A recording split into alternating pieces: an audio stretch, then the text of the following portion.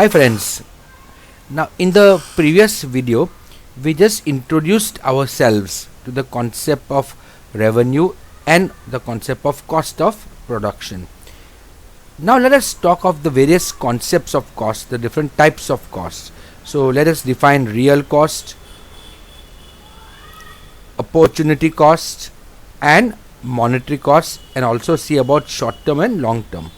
So let us talk of first concept of cost is of real cost, and this was given by the classical economists. In simple terms, the classical economists are the economists, the first economists, right? Adam Smith and the people after Adam Smith, they are the classical economists. They built the first theory of economics. So they presented this concept of real cost in context of the main factor of production, that was land and labor. See, in olden times these were the two main factors of production, land and labor. But nowadays we know that there are four factors of production right now. Which are they? We have two, land and labor. We also have capital and entrepreneur, right? So the four factors of production. In the context of these four, we calculate real cost. So there's nothing like artificial cost or false cost. Just remember, it's a different thing. Real cost means, see, now Marshall was one of the early classical economists. He said that the laborers, the capitalists, the entrepreneurs, all of them are involved in the process of production, right? All of them who are involved in the process of production will bear psychological and physical burden. I'll just explain that a little in detail after some time. So such burden, this burden, the psychological and the physical burden, is called real cost. So when you produce something, you spend money, right? So that is a part of the production cost. But money is not only or not the only production cost. Fatigue means thakan, boredom, kantala, tension. That tension karo Hindi to nahi mujhe aata hai, but tension chalo, right? You all know tension. Stress, tanav, tension means tanav, stress, right? Which are faced by the laborers or the capitalist, the person who does the business, the entrepreneur and the laborers. Right? So all this fatigue, boredom, tension, stress which is faced by the laborers, the capitalist who suffers, who sacrifice their saving and capital, also face anxiety. Right? Anxiety means chinta, insecurity, क्या होगा, ऐसा नहीं कि रास्ते पे आ जाएंगे, that insecurity of indecisiveness. All these are the factors which are included in real cost. So real cost we cannot, remember this, it cannot be presented in monetary terms. So it is also known as a non-monetary cost. So Professor Marshall says that the factors of production, the four factors of production, face this real cost, and to attract them, return is given in the form of wages, interest and profits. Now let us just see this a little bit more. Okay, so we have four factors of production, right? We have land. Land means all the raw materials, right? Land means all the raw materials or whatever is obtained from nature is a part of land. Then labor, the human factor. Then the capital. Capital is the money as well as the machinery, the assets which the company has, that is called capital. And then we have the entrepreneur, the person who gets these three together, who runs the business, who invests his time and effort and money and gets it. These four factors of production, right, undergo, when they are employed in production, they will undergo factors like stress, anxiety, right, tensions, all these things they will undergo. So if they were given a choice, they are not going to produce something, or they are not going to be involved in the factor of production. Why to undertake stress unnecessarily? A laborer has to go to work, so he leaves his family, he wants to play with his children, but he has to go to job. So he gets up early in the morning. It's a winter morning, he wants to sleep some more time, but he cannot. He has to go to job. His wife is sick, but he has no choice. He may take her to a doctor in the evening, but right now he has to go to job. So he is sacrificing. The labor is sacrificing his time. The time he can spend with his family, he is sacrificing. He has to spend that time in the company, somewhere he does not want to belong, if given a choice. The capital, the money which is involved, has so many different uses. You can put the money directly in the bank also and earn interest, safe interest. Take off fixed deposit and forget it. You will get interest. Though the interest may be less, but the tensions will be low. If you invest your capital in a business, in the production process, you don't know what is going to happen next. You don't know whether you are going to get returns good enough to cover the loss of your sleep, the tensions you have taken. Same with the entrepreneur, he's putting his money together, he's putting his time together, he's taking this risk. That's the right why he wants to earn profit. So all these factors of production, to employ them, we give them a reward. Land gets the reward of rent.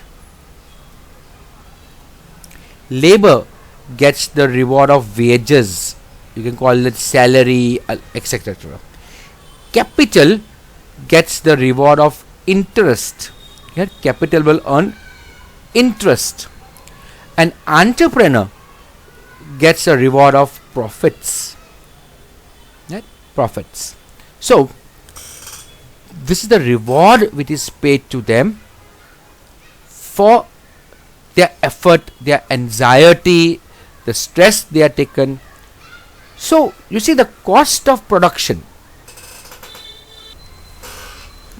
would entertain two types of cost: monetary cost and non-monetary cost. The monetary cost can be calculated. The cost price, right? The cost price of an item can be calculated exactly in terms of money. How much money is spent to produce a particular item? That's monetary cost. The non-monetary costs are the tears, the anxiety, the tensions, the fatigue, the thakan, all this which is borne by the four factors of production. The machinery also gets fatigued, right? Machinery also gets depreciated. उसमें घसारा आ जाता है. Its value will decrease. So this cost, according to Marshall, is called the real cost. Right? So it's only a classical economics. Under classical economics, we talk of real cost. Real cost has no actual importance in modern normal economics, right? Because it is simple, it's understood. if the worker is given a salary, that salary itself is covering the real cost.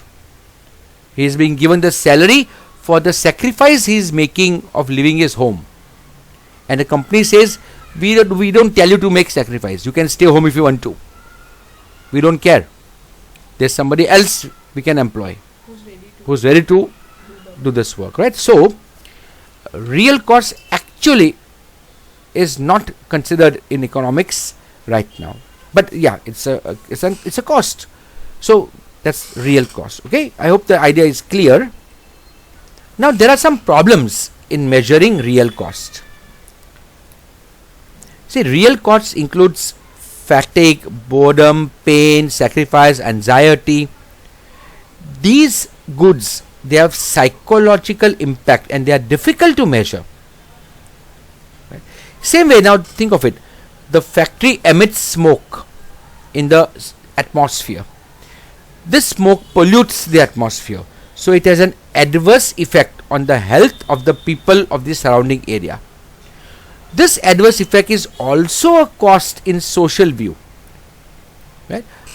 And therefore it cannot be measured. We cannot measure how much is the cost of production. Yeah, but this, my friends, is now being understood in terms of green technology, green technology, green economics, right? Understands this cost also now. The cost of production, or the cost which is of harming the environment, is also now being included. So this is a new concept in modern economics of 2020, we can say. The environmental cost also is now a part. So you can see real cost is also coming back. Okay. Now we talk of opportunity cost, the second type of cost. This idea was first given by an Austrian economist. We don't know his name, but it was properly presented again by Marshall only. So Marshall is responsible for giving real cost as well as opportunity cost. Now this idea is based on any means of production. Land, labor, capital, entrepreneur has alternative uses, means it has more than one use. But at the same time, at one time, we cannot use that resource for more than one use, right? We cannot use it for more than one purpose. So let's take an example. On one field or a piece of land of that, if wheat is produced, let's say wheat is produced, gahu ugaya humne, then at the same time on the same piece of land, other food grain crop cannot be produced, right? So only wheat, if wheat is grown, we cannot use that same piece of land for something else. If a worker is working in a textile mill, at the same time that worker cannot work in another industry. So the factor production may have alternative uses, but at any one time only one is employed, right? So if the factor of production is used in the production of one commodity, right, number one, right, first commodity, so the next best alternative is left out. Right? If you produce number one, the second alternative cannot be utilized. Right? So according to that, the cost of unborn or unproduced commodity is the opportunity cost of produced commodity. Right? See, again look at this. The cost of the unborn or unproduced commodity is the opportunity cost of the produced commodity. Means to make, see, we had two options, option 1 and option 2. We chose to make option 1, the commodity 1. So commodity 2 could not be produced. Yeah, it could not be made. So the cost of making commodity 2 is the opportunity cost of commodity 1. Let's take an example just to show exactly what we mean. See, if wheat is produced on that piece of land which we talked of earlier, and let's say income is 2 lakh rupees, right? Income is 2 lakh, and if rice is produced, then income of 3 lakh can be earned. Now, farmer is a smart person, so his behavior, farmer's behavior is rational and logical. So a rational and logical person in this case is obviously going to produce rice. Now he's going to opt for rice because he's going to earn more money, right? So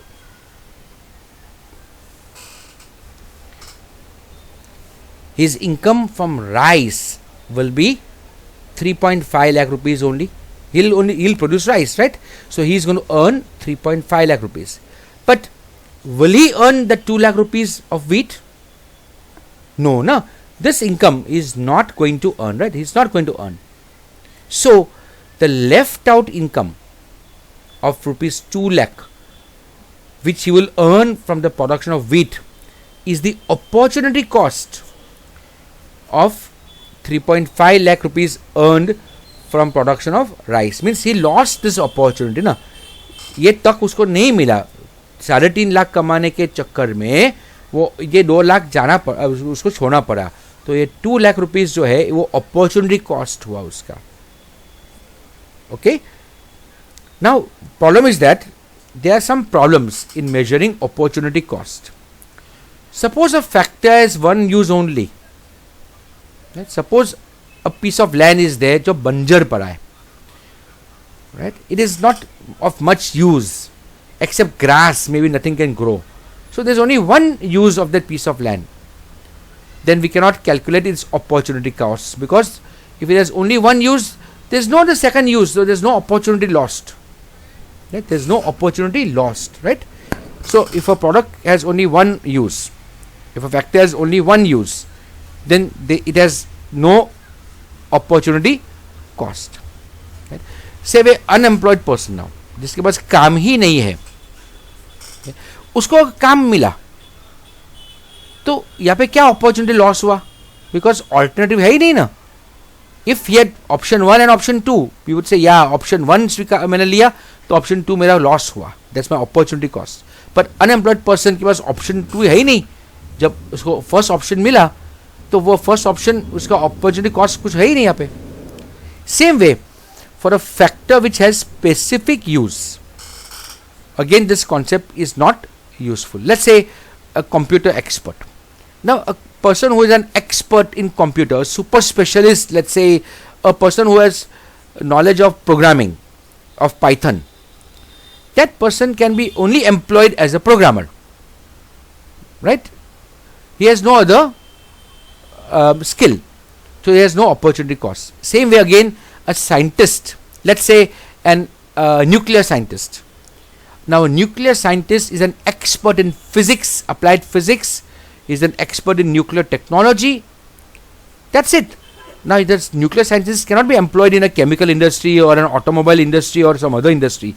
His only work is a nuclear power plant or in some research facility. So he has no opportunity cost because there's no other alternative for him. Right? A heart surgeon can only operate on hearts. He will never operate on eyes, right? So then they have no opportunity cost. Okay. Let's finish this last cost also, and then so we cover all the 3 costs. The next cost is monetary cost. So monetary cost is very simple to understand, and it's a very important concept in the useful in economic analysis, in decisions related to production, and in price determination, because real cost and opportunity costs have limitations, right? We just saw the limitations. But cost of production is calculated in terms of money. Therefore, concept of monetary cost is important. Any XYZ commodity which is produced, you can only calculate the monetary cost. What is its cost price? Right? Based on this, we will decide what the selling price will be. Based on this, we will get profit or we will get loss, right? So producer having objective of maximum profit produces goods at low cost. Always see that is his aim. He wants to reduce the cost price so that he can sell at a reasonably competitive price to maximize his profit. Because you cannot sell your goods at a higher selling price in a competitive market where there are alternatives. Right? You cannot sell at a very high price. Yeah, if you are giving some standard item, some quality item, then you can create a market for yourself. Otherwise, if your quality product or the type of product which you have is more or less at par with the products available in the market, then you cannot have a higher selling price. So to earn more profit, or you can only reduce the cost price. That is how we can only maximize his profit. So the cost of production in terms of money is known as monetary cost. That's easy to understand, right? Let's say the factory producing pens incur cost of 50,000 rupees to produce 1,000 units of pen. So this is the cost price, right? So the monetary cost to produce 1,000 units of pen is 50,000 rupees. Very simple to understand, right, friends? Okay, so we talked of the three types of costs in this tutorial. We will now go a little further now. We'll talk of short-term and long-term costs in the next video. So meet you then. Bye, friends.